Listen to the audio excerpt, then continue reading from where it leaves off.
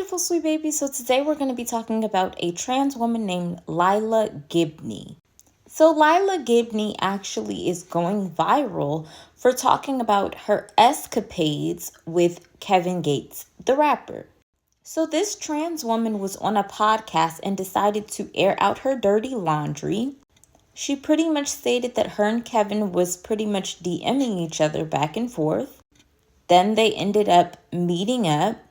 Then she explains that Kevin brought her over to his house. She states that Kevin even got her some caviar. She even went to the extremes of saying that Kevin introduced her to Drika Gates, which is Kevin's wife.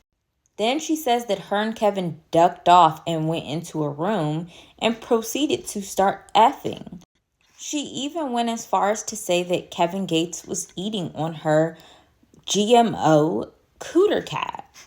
She went into an extreme amount of detail and pretty much claimed that Kevin Gates knew that there was something going on. And then Kevin Gates pretty much knew that she was a trans woman, but continued to go as far as doing escapades with her. She then states that that pretty much made her like him even more, and that was her little story time of her and Kevin Gates. So here's my thoughts.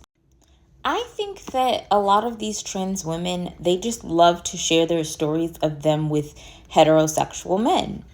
And the reasoning being is because they're not used to heterosexual men actually really liking them. Hell, I don't even think they're used to men in general really liking them, especially when they have masculine characteristics. And when I mean liking them, I mean liking them on a level of being intimate. So they feel the need to share these details just to prove that they can one up on somebody. Almost in a sense as if they're proving to women like, yeah, I can pull this man too.